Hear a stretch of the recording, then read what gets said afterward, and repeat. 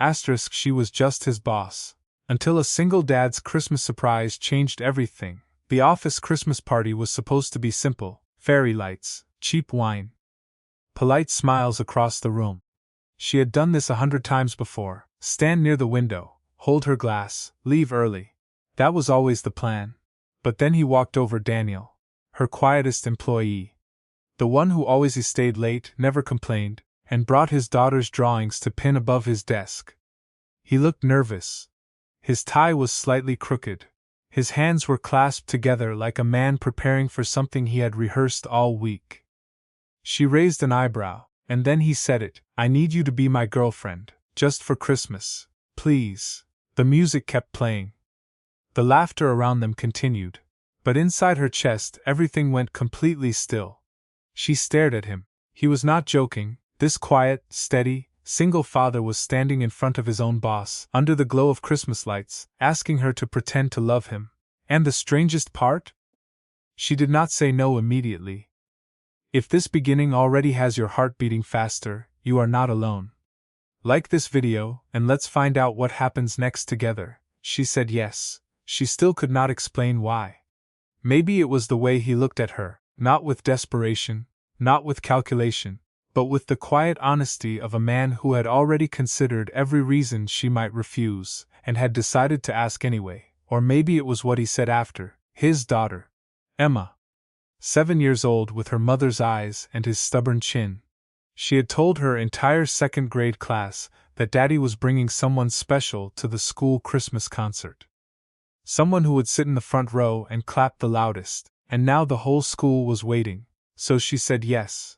But she had rules. She held up one finger. No office gossip. What happened outside these walls stayed outside these walls. She could not afford whispers in the hallways or sideways glances during board meetings. 2 fingers. No emotional attachment. This was a favor.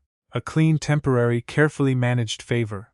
Nothing more. 3 fingers. Absolutely no crossing lines. He nodded at every rule. Seriously. Respectfully. Like a man who understood exactly what was being offered and exactly what it cost her to offer it. What she did not expect was his apartment. It was small, warm, lived in the most honest way. There were crayon drawings taped to the refrigerator, a lopsided paper star drying on the kitchen table, Christmas lights that blinked slightly out of rhythm because one bulb was loose, and he had not gotten around to fixing it. It felt nothing like her clean, quiet penthouse. It felt like a home. Emma looked up at her with wide, serious eyes the moment she walked through the door. She studied her the way only children can. Completely, without pretense. Then she smiled. And something inside her chest moved without permission. They spent the afternoon decorating. Emma directed everything with the confidence of a tiny architect. She handed over ornaments with careful instructions. He followed every one of them, laughing softly when Emma changed her mind 3 times about where the angel should go. She watched him. She watched the way he knelt down to Emma's level. The way he listened. The way his whole face softened when his daughter laughed. This was not the man she saw behind the office desk. This was someone else entirely. And she was not sure her 3 rules were going to be enough. Something is already shifting, and she can feel it. Drop a comment below and tell us. Would you have said yes? It started with a question, the simplest kind. The most dangerous kind. They were sitting on the living room floor after dinner. Emma had insisted on showing her every single ornament in the box and explaining exactly where each one came from. This one was from Grandma. This one Daniel had made at school when he was little. This one Emma had painted herself, and it was supposed to be a reindeer, but it looked more like a very confident dog. She laughed. A real one. The kind she rarely used at work. Daniel caught her eye from across the room and smiled. Not the polite professional smile she knew from the office. Something quieter. Something that stayed. Then Emma climbed into her lap without asking. Children never ask. They simply decide. She froze for just a moment. Then slowly, carefully, she let her arms settle around the small warm weight of a 7-year-old who smelled like crayons and Christmas cookies. Emma tilted her head back and looked up at her, with those wide, serious eyes. Are you going to stay? The room went very quiet. Daniel looked up from the string of lights he had been untangling. His expression shifted. Something careful moved across his face. Like a man who wanted to answer but knew it was not his answer to give. She opened her mouth, nothing came out. Like forever, Emma added helpfully. Because Daddy smiles more when you are here. She felt something crack open inside her chest. Not painfully, but the way ice cracks in early spring, slowly, inevitably. She looked at Daniel. He was not laughing it off. He was not rushing to correct his daughter or smooth over the moment with an easy excuse. He was just looking back at her, quietly, honestly. Like a man who already knew what his daughter had said was true. And that was when she understood something that frightened her completely. Emma was not pretending. The decorations, the dinner, the small warm apartment with the blinking lights and the lopsided paper star. None of it felt like an arrangement anymore. It felt like something she had not let herself want in a very long time. She swallowed hard. She was supposed to be the boss here, composed, certain, in control, but a 7-year-old had just asked her one question, and she did not have a single rule left to hide behind. That question from Emma just changed everything. If this story is already pulling at your heart, subscribe so you never miss the moment it all falls apart. Monday came too fast. The office felt different now. Or maybe she was the one who was different. She could not quite tell. She walked through the glass doors the same way she always did, shoulders back, coffee in hand, eyes forward. The version of herself that had taken 11 years to build and maintain, without a single crack showing. But people were looking, not obviously, not rudely. Just that particular kind of office stillness that happens when everyone already knows something and is waiting to see if you know they know. She set her coffee down, opened her laptop, pretended not to notice. By noon, the whispers had found her anyway. A colleague mentioned it casually. Too casually. Something about how cozy she and Daniel had looked at the Christmas party. Someone else had apparently seen them leaving together. And now the story had grown the way office stories always do, quietly, exponentially, completely out of control. She kept her expression neutral, but her chest was tight. Then came the meeting. The senior board member, Margaret, 60 years old, sharp as glass, and entirely allergic to anything that complicated the company's image. She pulled her aside after the afternoon briefing, with a smile that did not reach her eyes. The message was delivered politely, professionally. With the particular cruelty of corporate language. It would be wise, Margaret said, to be mindful of appearances. Leadership required a certain distance, a certain standard. People were watching. She nodded, thanked her, walked back to her office. And then she stood at her window for a long time looking at nothing. She did not hear Daniel knock. He stepped inside quietly and closed the door behind him. He did not sit down.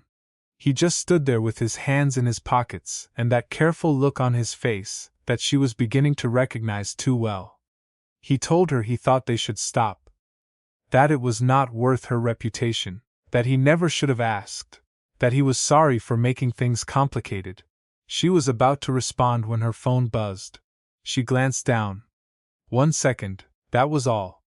When she looked up, he had stepped back into the hallway, and she heard him, clearly, through the half-open door.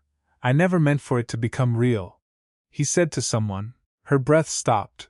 She stepped back from the doorway. She did not wait to hear anything else. She only heard half of it. And half of the truth is the most dangerous thing in the world. Keep watching because this is the moment everything begins to break.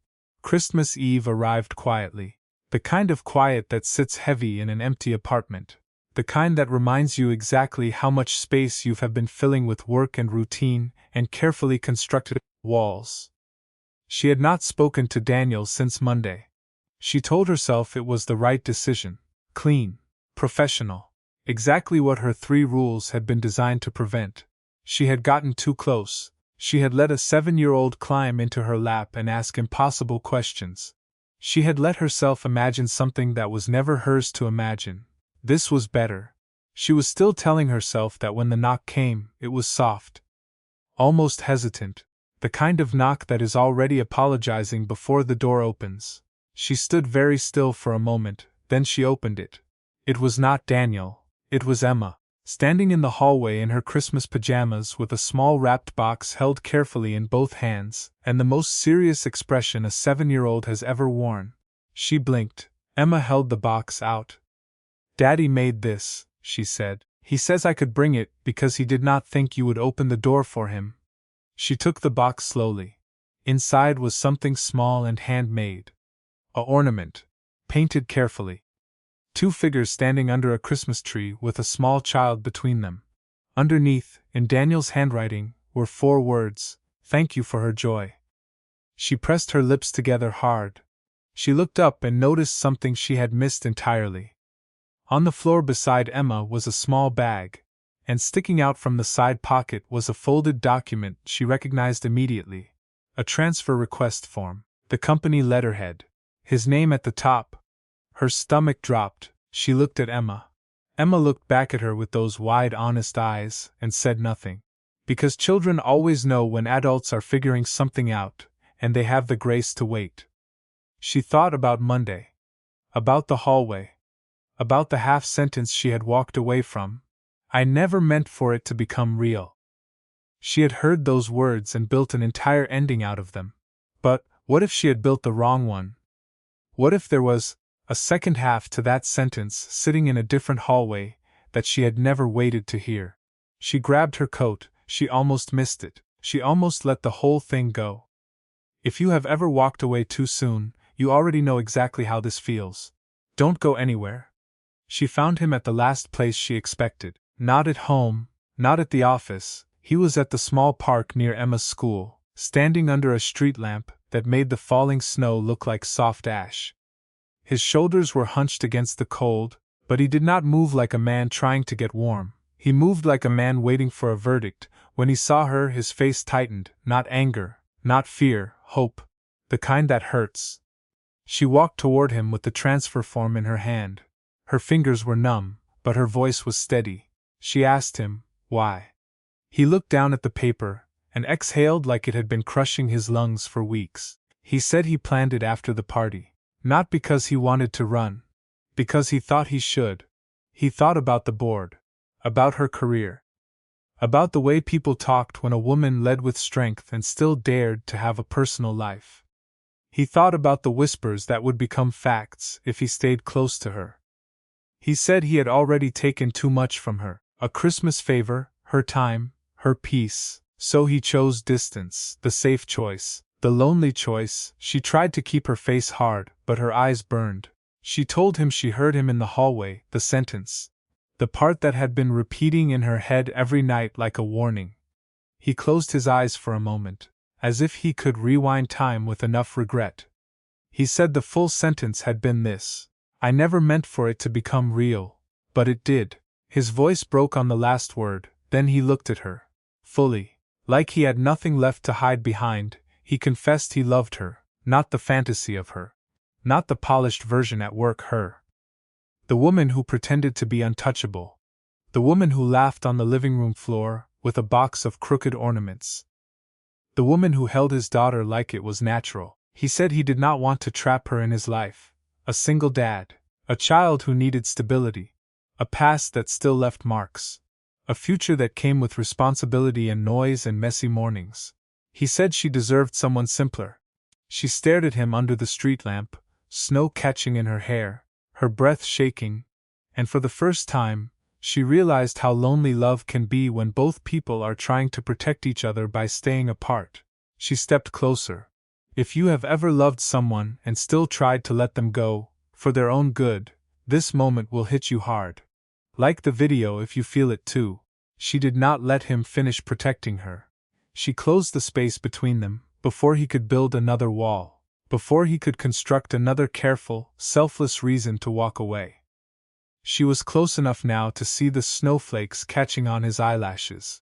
Close enough to see exactly how much courage it had cost him to stand in that park and say the truest thing he had ever said. She told him to stop, not unkindly, but firmly. The way she made decisions that mattered. She told him that she was the one who decided what her life deserved. Not Margaret. Not the board. Not the whispers in the hallway. And not a man who was so busy protecting her that he forgot to ask her what she actually wanted. Then she told him she wanted the small apartment with the blinking lights. She wanted the crooked paper star on the kitchen table. She wanted Emma climbing into her lap without asking, and explaining why a reindeer looks exactly like a confident dog. She wanted the messy mornings. She wanted him. Daniel stood completely still, like a man who had prepared for every possible answer except the right one. Then something in his face changed. The careful, guarded expression he carried like armor simply fell away, and underneath it was something so unguarded and warm and real that it made her chest ache in the best possible way. He reached out and tucked a strand of snow-dampened hair behind her ear. She leaned into his hand without thinking. Christmas morning arrived the way good things often do, softly, without announcement. Emma woke up first. She came running into the living room and stopped when she saw her sitting on the couch with a blanket and a cup of tea that Daniel had made without being asked, because he had already learned exactly how she took it. Emma looked at her, then at her father, then she climbed between them with the unbothered certainty of a child who had already decided how this story ended, long before the adults figured it out. Nobody said anything for a moment. The tree lights blinked softly. The paper star hung above the kitchen doorway. Outside the window, the city was still and white and beginning. She looked at Daniel over the top of Emma's head. He looked back at her the same way, like something that had stopped being pretend long before either of them was brave enough to admit it. This is what it looks like when two people finally stop being afraid at the same time. If this story stayed with you, subscribe for more stories that remind you what love actually feels like. And share this with someone who needs to hear it today.